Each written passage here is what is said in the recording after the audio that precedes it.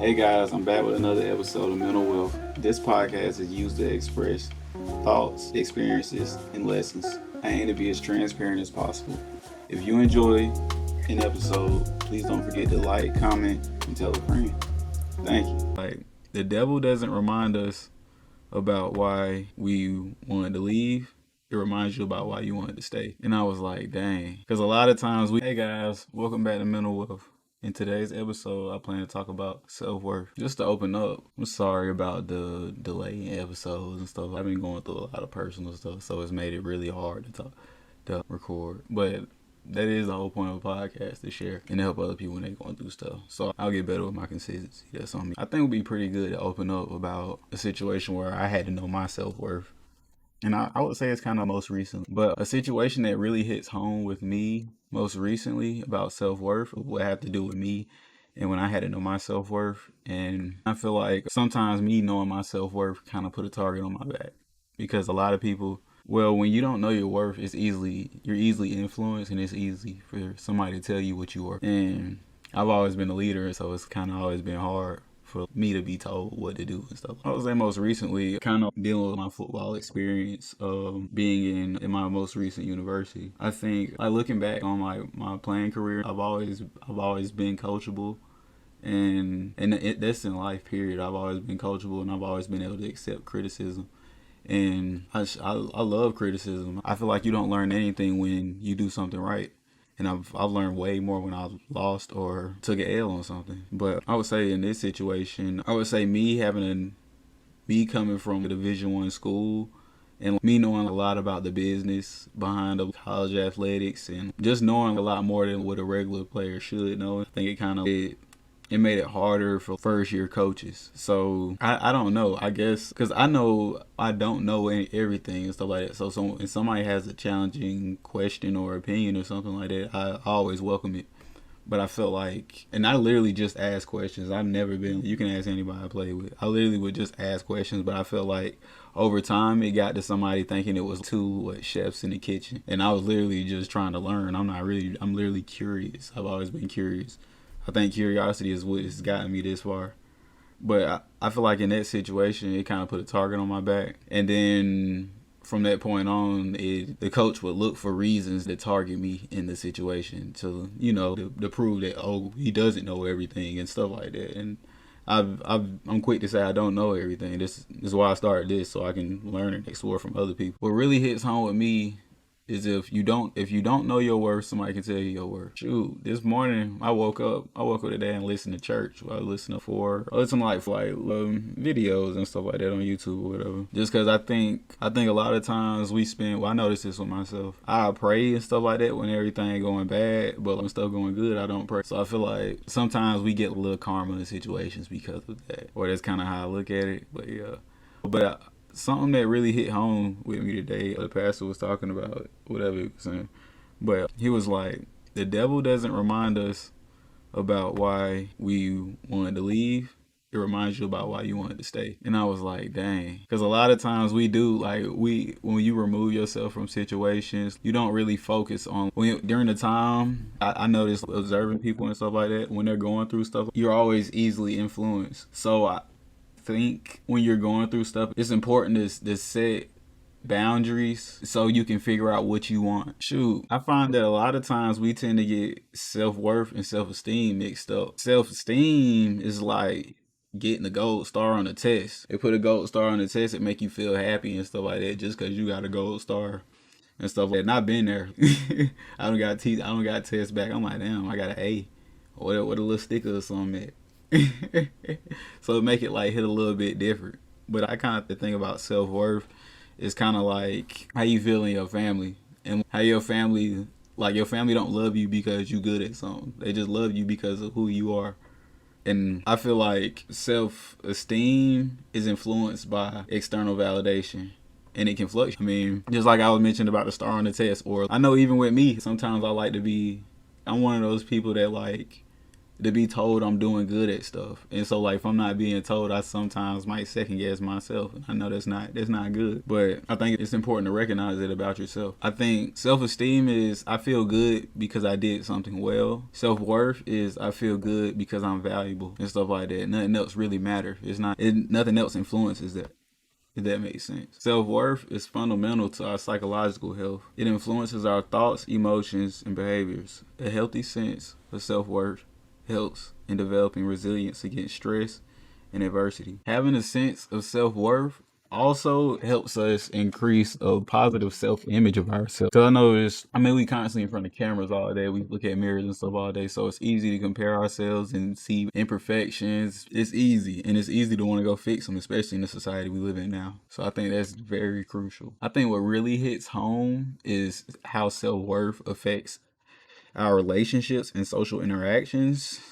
Because people who have a high sense of self-worth tend to be less tolerant of mistreatment, and they establish boundaries. So when you don't know your worth, you might put up with a whole lot, you feel me? And that could, you know what I'm saying? Some of y'all might, you know what I mean? You feel me? When you ain't got that self-worth, they can tell you whatever you worth. And it affects your decision making. You can't really even make decisions if you don't know what you worth. You just take any decision. You're easily influenced on the decisions, and you don't want that. Also, I find this for myself, since I like to feel like I have a high sense of self-worth.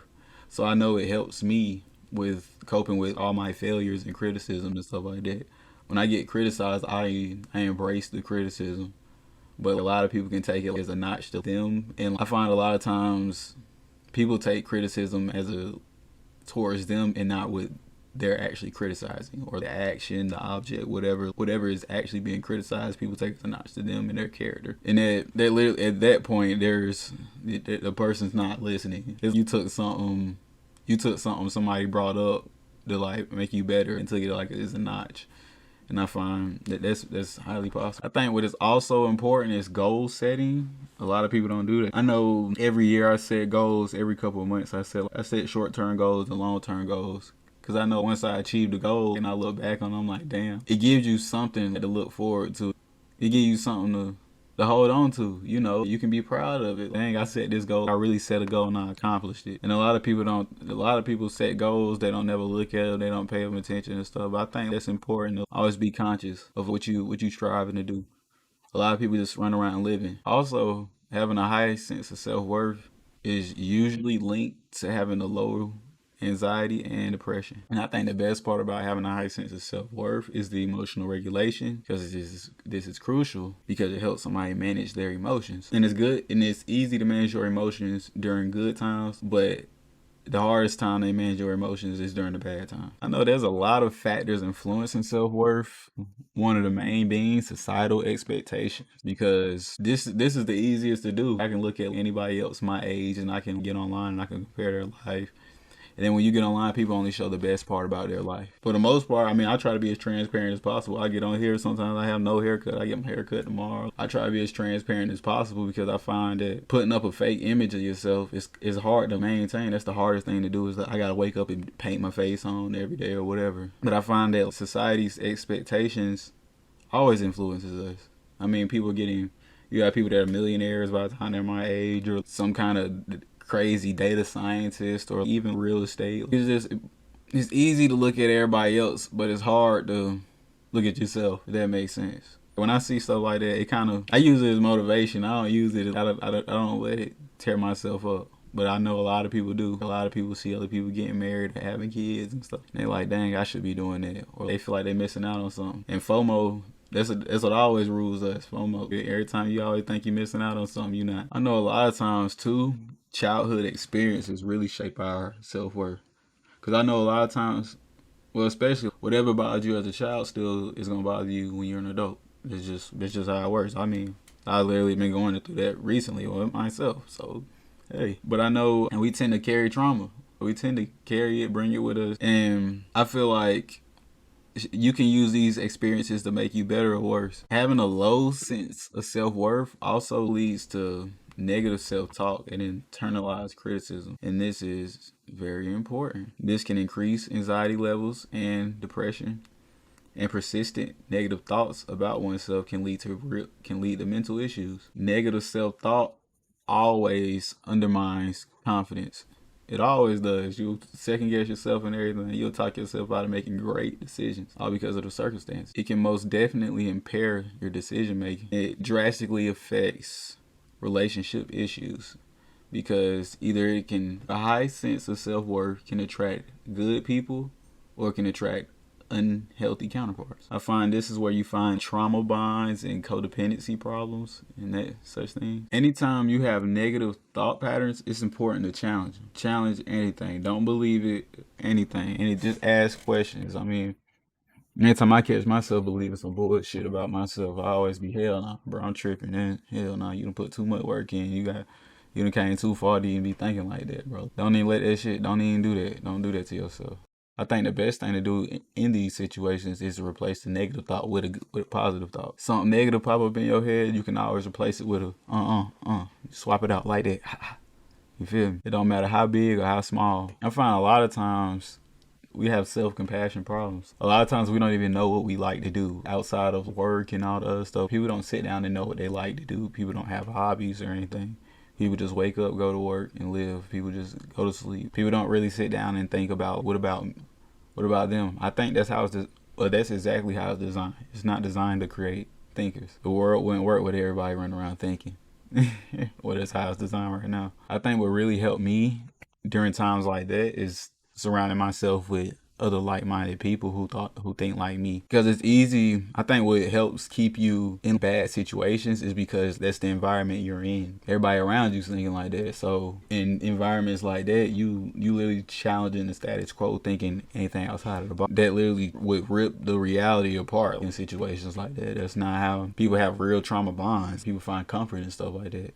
I know y'all see it. I know y'all go around people and you have some people, every time you go around them, they talking about somebody who died. They're always talking about negative news. That you never came around them and they talked about positive news. And for whatever reason, everything they speak has created a reality around them because you tend to not see too much positive anything coming from a person like that. It's definitely important to set realistic goals.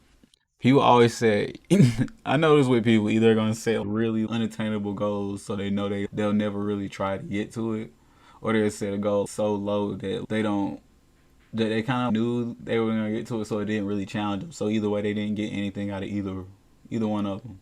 That makes sense. I think it's important to set goals that challenge you, but you know they're attainable. You realistically know they're attainable, but you should always be challenged.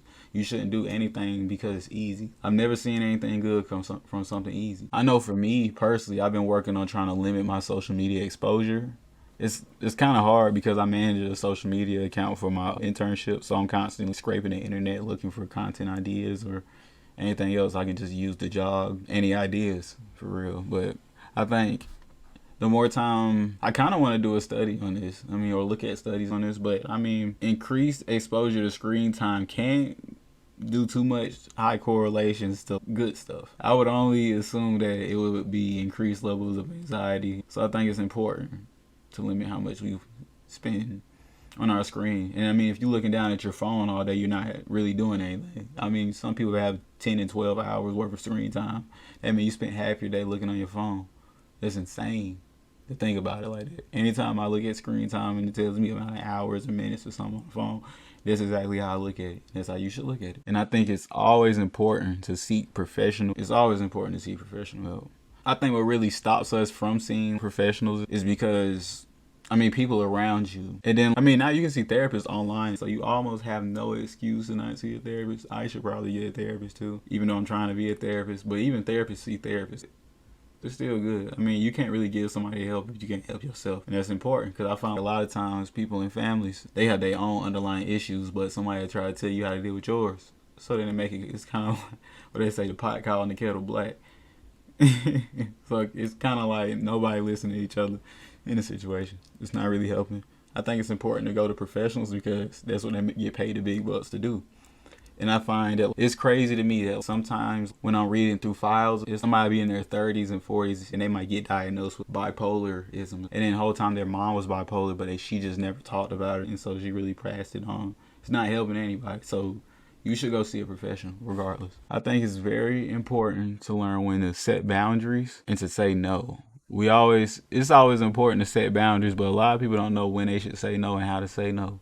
A lot of people go along with things that they know they don't agree with. And that's the sad part. That's probably the worst part about it, because you went along with something you didn't even like. You took an L twice in this situation. You didn't like it and you went along with it. So it's like, come on, man, we got to work on that. We definitely got to work on setting boundaries and learning how to say no. I think it's also important to work on gratitude and self-affirmations. You always got to watch what you tell yourself, and it's always important to be grateful for everything. I mean, I'm definitely grateful for my health. I'm grateful to even wake up this morning, to even have eyesight. Sometimes I sit around and think about stuff like that. I be like, dang, bro, I can really see. I can hear. I can only imagine the people who can't do that. The people who can't walk. I couldn't imagine being like that. So it just always makes me grateful. I'm grateful for it all.